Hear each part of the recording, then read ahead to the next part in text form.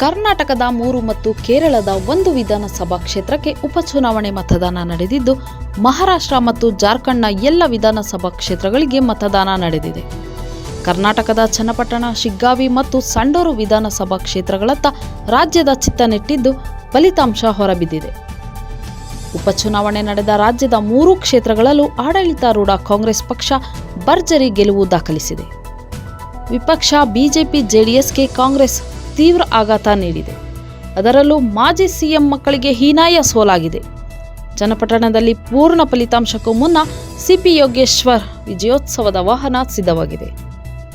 CP Yogeshwar ಮುನ್ನಡೆ ಕಾಯ್ದುಕೊಂಡಿದ್ದಾರೆ. ಇನ್ನು ಸಂಡೂರಿನಲ್ಲಿ ಕಾಂಗ್ರೆಸ್ ಅಭ್ಯರ್ಥಿ ಅನ್ನಪೂರ್ಣ ತುಕಾರಾಂ 9,105 ಮತಗಳಿಂದ ಮುನ್ನಡೆ ಸಾಧಿಸಿದ್ದಾರೆ. ಕಾಂಗ್ರೆಸ್ 88,722, ಬಿಜೆಪಿ 79,622 ಮತಗಳನ್ನು ಪಡೆದಿದೆ. ಶಿಗ್ಗಾವಿಯಲ್ಲಿ ಮಾಜಿ ಸಿಎಂ ಹಾವೇರಿ ಸಂಸದ ಬಸವರಾಜ ಬೊಮ್ಮಾಯಿ ಅವರ ಪುತ್ರ ಭರತ್ ಬೊಮ್ಮಾಯಿ ಅವರಿಗೆ ಬಿಗ್ ಶಾಕ್ ಎದುರಾಗಿದೆ.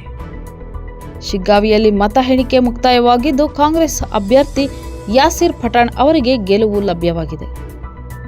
ರಾಜ್ಯದ ಉಪಚುನಾವಣೆಯಲ್ಲಿ ಬಿಜೆಪಿ ಮತ್ತು ಜೆಡಿಎಸ್ ಮೈತ್ರಿಕೂಟವನ್ನು ಜನರು ತಿರಸ್ಕಾರ ಮಾಡಿದ್ದಾರೆ ಎಂದು ಫಲಿತಾಂಶದಿಂದ ಗೊತ್ತಾಗಿದೆ.